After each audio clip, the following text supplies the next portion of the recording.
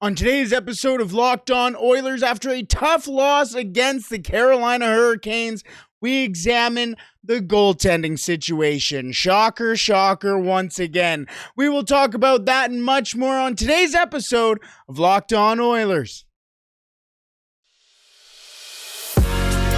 You're Locked On Oilers, your daily podcast on the Edmonton Oilers. Part of the Locked On Podcast Network, your team every day. Hello and welcome back to Locked On Oilers podcast. I am your host and former Oilers game day producer, Brett Holden. As mentioned on today's episode, after a horrendous 7-2 loss to the Carolina Hurricanes, it begs the question as to who is the Edmonton Oilers' number one goaltender.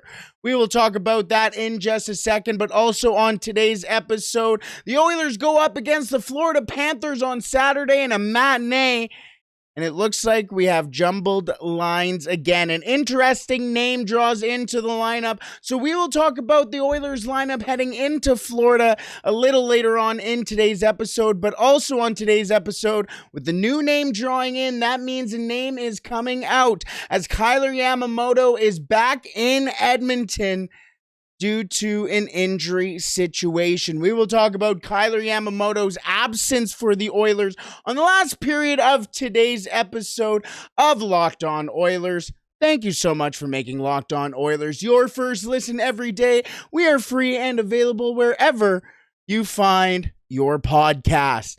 Today's episode is brought to you by BetOnline. BetOnline has you covered this season with more props, odds, and lines than ever before. BetOnline, where the game starts.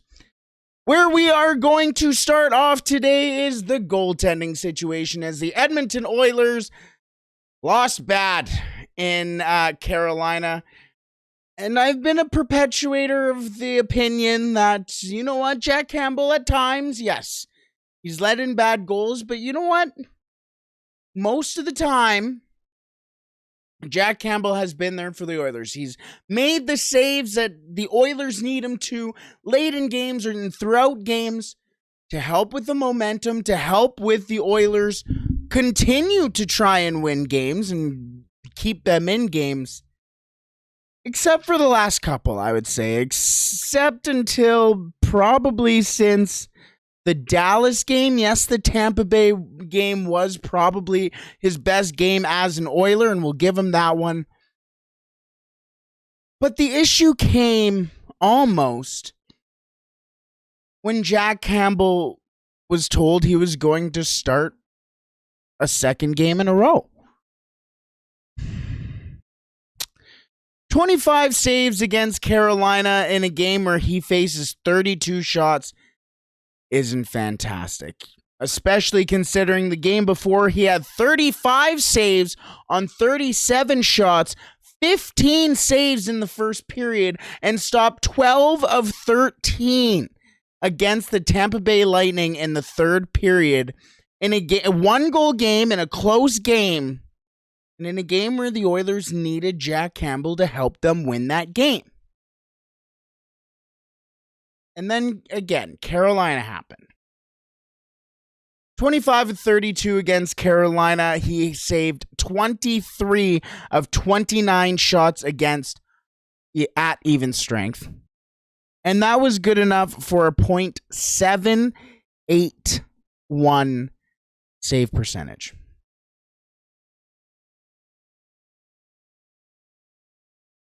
That's not good. That's not good, and that's not good enough for a team that's supposed to be a Stanley Cup contender, and that's not good enough for a goaltender that was just signed to a 5x5 deal.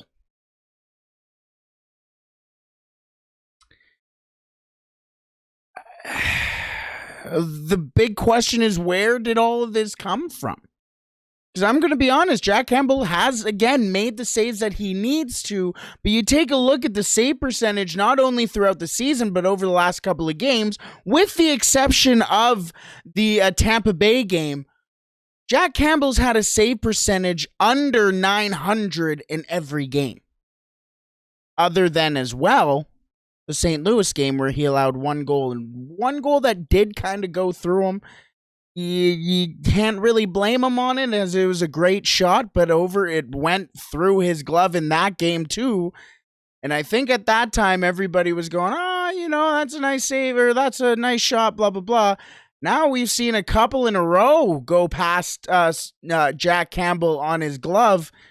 Now we're starting to wonder if that's going to be a perpetual issue. Against the Dallas Stars, 30 of 36 against them and .833 save percentage. And then against Nashville in a 7-4 win over them, 19 saves on 23 shots, only saved 16 at even strength, and had a save percentage of .826.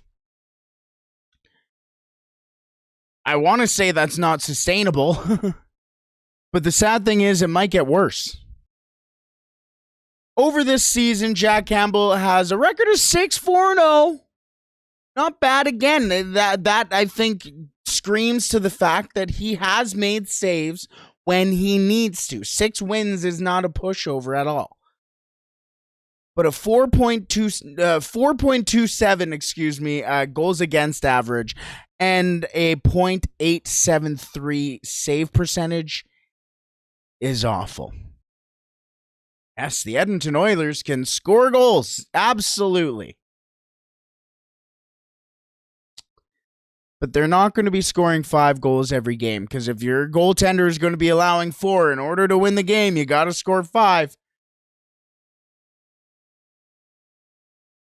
Jack Campbell, in one breath, is giving the Oilers a chance to win, and in the other, he's not. So, what about the other goaltender in Stuart Skinner? He as well, I'm going to be honest with you, hasn't been playing to the standard I would have expected him to right now. At least the last couple of games. Calgary, he was fantastic against. St. Louis, he was unbelievable in. New Jersey, I think he was good. Had that lapse. Interesting to see for a young goaltender how they respond. And against Washington, tough loss. 26-31 in that one. 26 saves on 31 shots. Although at even strength, 24 saves on 25 shots. That is very good. Because obviously you're going to be playing most of the game at 5-on-5, depending on the officials you have. But 1 for 5 on the penalty kill. That's more on the penalty killers than on Stuart Skinner. But I didn't like the way I saw him move in that game. I thought he was a little too frantic. He slid out of position a little too often, and then all of a sudden, it's a one-timer into the back of the net because you have no chance to save it. A .839 goals against average in that one. His only game so far, at least in the last 4 games, that he hasn't had a save percentage above 900. In the other games against New Jersey, a save percentage of .907, which is his lowest other than the game under 900 there. Against Calgary, a save percentage of .952 when he stopped 40 of 42 against the Flames, and 36 of 37 at even strength. So that's pretty big. And then against St. Louis, probably his best game, I would say. 37 to 38, well, except maybe for that Florida game, or Calgary game, excuse me, which I think he's going to get Florida. 37 to 38 against St. Louis, a .974 save percentage in that one. And 29 to 29 saves at even strength. So, take a look at those numbers. You take a look at his season numbers, where yes, he may be 2-3-0, but a 2.62 save percent or goals against average and a save percentage of .928. When you compare that to Campbell's .873 and 4.27 goals against average, it seems pretty clear to me which one is the starting goaltender, because both of them are starting behind the same defense core. Need I say more? Luke Gadzik said something pretty interesting on Hockey Central today before the 5 o'clock game started. And they were talking about Jack Campbell. And I have this Texas Stars jersey over my left shoulder. And Luke Gadzik played with Jack Campbell for a couple seasons down in Texas. And he said something interesting. He said that the Texas Stars had to have numerous behind closed doors meetings with Jack Campbell over the fact that he would consistently go into the media and blame himself for these games. Well, look at what Jack Campbell said just a week ago about his performances, calling it pathetic. Seems to be a theme.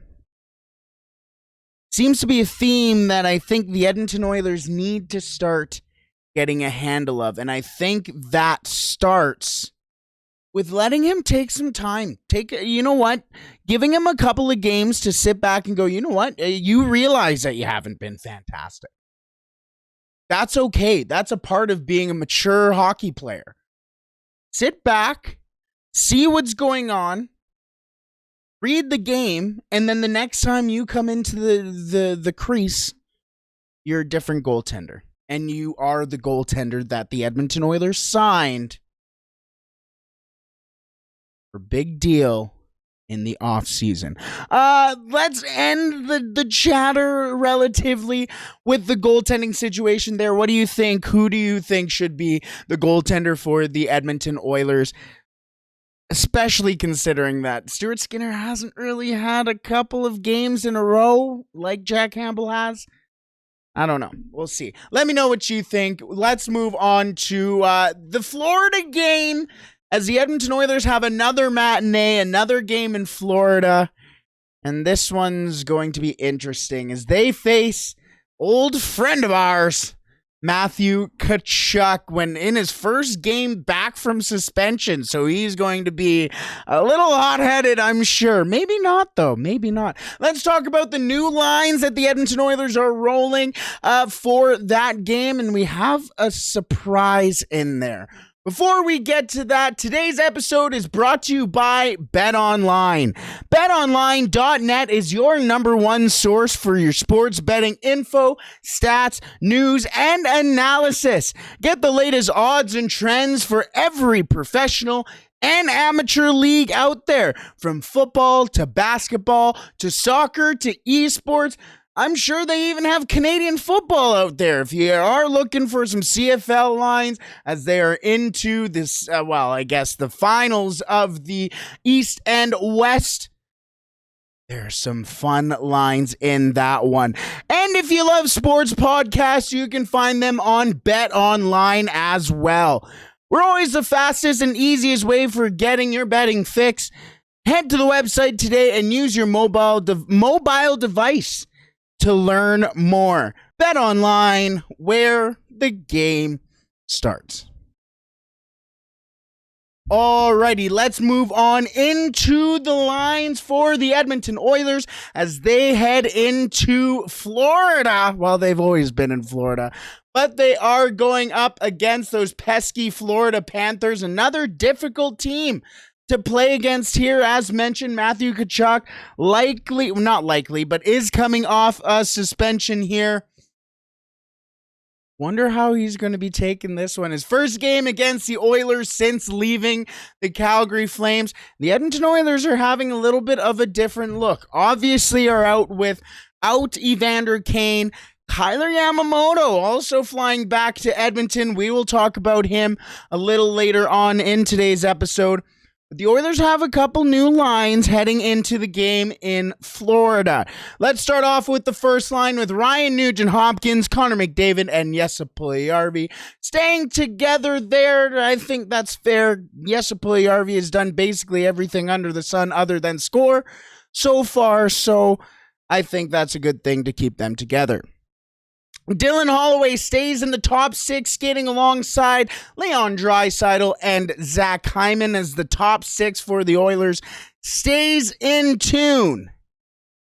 But it's the bottom six with a brand new look and a brand new player looking to make his Oilers debut potentially against the Panthers tomorrow. Warren Foegele lines up next to Ryan McLeod and Klim Kostin. Yes, Klim Kostin getting some time, getting some looks in practice with the third line along with Ryan McLeod and Warren Foegele. I'm excited to see that line. Warren Foegele can skate. Ryan McLeod can obviously skate, and Klim Kostin can very much power skate as well. This is going to be a heavy line for the other team to go up against. And I'm not saying necessarily in regards to physicality. While Foegele will throw his body, maybe not so much McLeod, but he does play with his body relatively well. It's Klim Kostin that does play the most physical of those players, and he has the frame to do so. I'm excited to see what this line might be able to do. A hardworking line, a line that has a lot to prove. Ever since the first couple of games, Ryan McLeod has kind of fallen back more into that bottom six role, maybe not so much in that starring role. Not saying that he is one of the starring players for the Oilers, but is a very important player to the Oilers. And of course, whenever you're not always on the score sheet for the Oilers, everybody goes, "Oh, what are you doing?" But I'm very excited to see what this third line does. That means a fourth line of Matthias Janmark, Devon Shore, and Derek Ryan was skating at practice together. Now that's interesting to me because the lines the pairings, for the defensemen right now have changed as well. And I'll tell you why this is interesting to me. The pairings for the Oilers in practice today: Darnell Nurse with Cody Ceci, Brett Kulak with Evan Bouchard, and Marcus Niemelainen was splitting time with Ryan Murray alongside Tyson Barrie. Now, why is this interesting to me? This is interesting to me because I don't think the Edmonton Oilers want to go into a game without Janmark, Shore, and Ryan. But if the Oilers were going to go into a game with those guys and they run 11-7, then I think Klim Kostin would have to be that odd man out. But Klim Kostin's skating on the third line, and I don't imagine they would want to take any reps from any player away from that third line if they weren't going to play. So if the Edmonton Oilers are looking at going 11-7, who comes out? Is it a Ryan? Is it a Shore? Is it a Janmark? Is it Kostin and you push somebody up there? Doesn't make sense to me if you're going to put Kostin on the third line in practice and then take him out unless he didn't do very well in practice. So that means to me the Edmonton Oilers are looking at running a 12-6 system against the Florida Panthers. And that means who's going to be the odd man out? You have the lines. I'm going to say, I'm sure this is not going to be too far out of the realm, where Nurse, Ceci, Kulak, Bouchard, and Barrie are going to be 5 to 6 defensemen in that 12-6 system. Who's the sixth? Murray's been playing a little better the last couple of games. You've seen his skating. You've seen his confidence a little bit more. But you see Niemelainen's name in there, and it wouldn't be bad to have a little bit of physicality. He's been playing decently well in his own end, and as well, obviously, been playing on the PK too. I wouldn't mind having Niemelainen over Murray.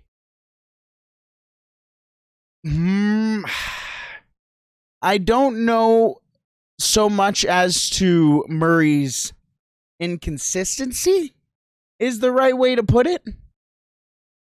Because he is a veteran player. You know what you're getting out of Ryan Murray. But sometimes from game to game, Murray's noticeable in the ways you don't want him to be noticeable. Where when the Edmonton Oilers had a player like Chris Russell, when he was notable, he was notable or noticeable in the ways you didn't expect him to be, and in a good way. You're not really getting that with Ryan Murray. You're noticing him in the poor situations. So I would probably put Niemelainen in there. Physical, can skate, not too bad defensively. I'd put him there. And then in the starters net, Stuart Skinner against the Florida Panthers, as Jack Campbell will likely be the backup. How are we feeling about this? Obviously, the top six stays the same, even though to start off the third period against the, who did they play last night? The Carolina Hurricanes. There we go. Although to start the third period against the Carolina Hurricanes, the Edmonton Oilers did start Draisaitl, McDavid, and Puljujarvi. They are going to get back to that top six. RNH, McDavid, Puljujarvi, Holloway, Draisaitl, and Hyman. And Holloway had a good game. Probably his best game of the season so far. Well, probably best game of his career, I guess.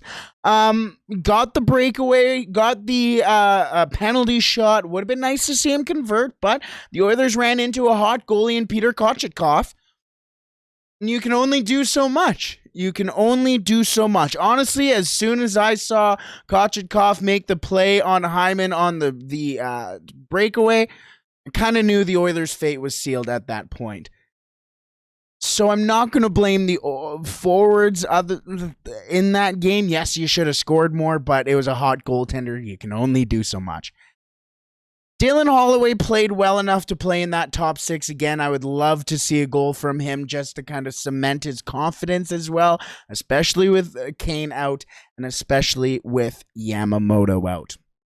Let's talk about Kailer Yamamoto and his season so far. Yes, he hasn't really started off that great, but has he over the last couple of seasons? And really, how much will the Oilers miss him? Let's talk about that in just a second, but just to recap, Ryan Nugent-Hopkins will line up next to Connor McDavid and Jesse Puljujarvi on that first line for the Oilers. Dylan Holloway getting more top six minutes along with Leon Draisaitl and Zach Hyman. Warren Foegele on the third line with Ryan McLeod and Klim Kostin potentially sliding in for his first game as an Edmonton Oiler against the Florida Panthers on that third line. And then the fourth line of Matthias Janmark, Devon Shore, and Derek Ryan. The defensive pairings for the Oilers in practice: Darnell Nurse and Cody Ceci, Brett Kulak with Evan Bouchard, and Marcus Niemelainen splitting time with Ryan Murray as they line up next to Tyson Barrie. Stuart Skinner in the starters net at practice as Jack Campbell in the backup net. Let's move on to Kailer Yamamoto in just a second, but first, I want to thank you for making Locked On Oilers your first listen today, as I almost knocked my hat off. For your second listen, make sure you check out Locked On Sports Today. From the games that matter the most to the biggest stories in sports, go beyond the scoreboard and behind the scenes with local experts and insights only Locked On can provide. Locked On Sports Today, available on this app, YouTube, and wherever you find your podcasts. Alrighty, let's move on to Kailer Yamamoto in our final period of this week. As yes, it sounds like Kailer Yamamoto has made his way back to Edmonton and is getting evaluated for some injury. Not exactly sure what it is. And not exactly the best news. The Oilers already lost Kane, which is a top six player, and now if they lose Yamamoto, they lose a top 9 player. A lot has been made of Kailer Yamamoto's season so far. In 13 games so far, no goals, 3 assists, 3 points, 15 penalty minutes. However, I'm here to tell you that Kailer Yamamoto's season hasn't been all bad, all as bad that everybody talks about so far this year. Because if you've been watching this or listening to this podcast for a little while now, you know that my favorite advanced stat is I'm not a very much that analytical news type person. But I do have a favorite advanced stat, and that is the goals against and goals for per 60 minutes. And that tells you just how effective a player is on the ice. It doesn't only go into, oh, if you're on the ice for a goal, yay, that goes in. It goes into how many goals you're on the ice for, how many goals you chip in for, how many goals you have, how many shots are on the net or against you at a certain time, the quality of those shots. It really factors in a lot of things when it comes to the goals for per 60 minutes and goals against per 60. And when you take a look at Kailer Yamamoto's, it may be a more difficult loss than a lot of people realize. And I'm going to say it again. I've said this a lot since the playoffs last year. When the Edmonton Oilers lost Kailer Yamamoto in the playoffs in Game 4, they lost something to their forecheck that they didn't have. They lost an aspect of their forecheck that the Colorado Avalanche couldn't really find an answer for. And then he wasn't in the lineup, and the forecheck wasn't the same. So far this season, let's take a look at those advanced stats. Goals for per 60 minutes at 5-on-5. Kailer Yamamoto has a 2.77, which is good for 6th on the team. You can imagine who the other players are above him. They're all the regular suspects. Yes, he doesn't have a goal this year. Yes, he may have 3, but he's in the top third of players on the Edmonton Oilers, or top quarter of the Edmonton Oilers when it comes to producing goals, or at least producing something against the other team. I'm going to stick with the 5-on-5 talk because this is really where Kailer Yamamoto shines.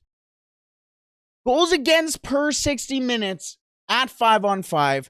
Kailer Yamamoto sits at a 1.65 goals against per 60 minutes. That's good enough for second on the team. Second only behind Devon Shore. So Devon Shore has played about 95 minutes at 5-on-5, where Kailer Yamamoto has played 189. So really, you can kind of say Kailer Yamamoto is the best at 5-on-5 when it comes to preventing goals. And then when it comes to all situations at preventing goals, Kailer Yamamoto again sits second on the team behind Devon Shore. So basically you can say first place with a 2, an even 2. An even 2.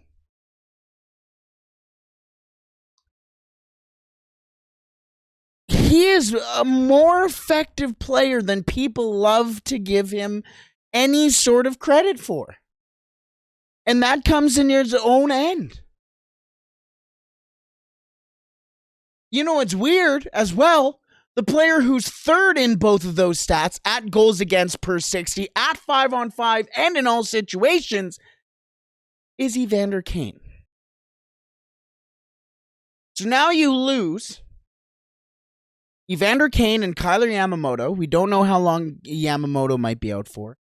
But you lose your 2 most effective forwards at preventing goals on the team, when the Edmonton Oilers' biggest issue is preventing goals. I'm not done when it comes to goals against per 60, as Kailer Yamamoto is a penalty killer. So let's take a look at his penalty killing stats. Oh, wow. He's good at that too. In fact, he is the best penalty killer when it comes to goals against per 60 minutes on the Edmonton Oilers, not just amongst forwards, but on the team. With a 2.77, the exact same goals for that he has at 60 minutes, or at 5-on-5. A 2.77 goals against per 60 minutes on the 30th best penalty kill in the league.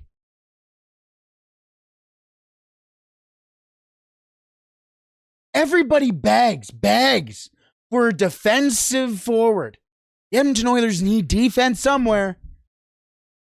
They're getting it sometimes from their forwards, and their two best forwards at doing so are now injured. So I want a little more respect on Kailer Yamamoto and Evander Kane's name when it comes to preventing goals. Now, the other thing with Kailer Yamamoto that has really been in the news lately, sorry I smacked my microphone there, audio listeners, is Kailer Yamamoto starts to his season. So I looked back in the last couple of seasons as to how he started off his years. In 2021-2022, Kailer Yamamoto through 15 games was 3 goals, 1 assist into his pretty impressive campaign, 4 points in 15 games, and Kailer Yamamoto's 5th goal of the season didn't come until December 1st against the Pittsburgh Penguins. He ended that season with 20 goals. Yes, he was relatively healthy as well, and during that season, he did have a couple of injuries throughout the year, but relatively healthy. So we'll see how, depending how long he's out, maybe he can try and get that back. Then in 2020-2021, through 13 games, he had 4 goals, 4 assists, 8 points. Pretty decent. That's almost a half a point a game. That's over a half a point.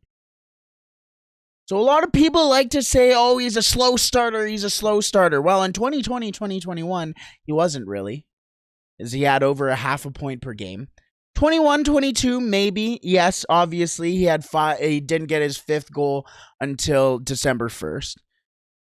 Is there a trend here? I don't think so. I think a lot of people go, oh, he wasn't very good at the start of the year last year. He's not a good starter. I think people tend to forget how Kailer Yamamoto played in 2020 as well. Then I looked back as well at 2019, 2020. Just wanted to make sure if he didn't start that season with the Oilers. He didn't. His first game of the season didn't come until January 2nd, 2020 against the Buffalo Sabres. So to recap with Kailer Yamamoto, I think it's going to be a much more difficult time without Kailer Yamamoto than people think. Yes, not even statistically. On the score sheet, Kailer Yamamoto hasn't shown up much unless you're taking a look at the penalties. When it comes to what he actually does and the important things to the game, the Edmonton Oilers are going to be missing him. He is one of the best checkers for the Oilers. Gets, as Jay Woodcroft says, inside the equipment of the other team's players. He's a very difficult player to play against, and the Edmonton Oilers are going to have a tough time without him. We shall see how Klim Kostin does. If he does end up playing, I'm not even promising that he will play, but we shall see. As the Edmonton Oilers go up against the Florida Panthers tomorrow on Saturday in a 2 p.m. matinee. Oh, great, a matinee, I know. That's fantastic. Another matinee. Let's wrap it up right there as the Edmonton Oilers have had a tough week. 4 losses out of the last 5 games. Let's hope next week is even better. As once again, the Oilers have another matinee on Saturday against the Panthers, against old friend Matthew Tkachuk. Stuart Skinner looking like he's going to get the start, and the top 6 staying the same. I'm praying, I'm hoping for a Dylan Holloway goal. I hope you have a wonderful weekend. We shall see you again on Monday, but until then, stay safe and play La Bamba, baby.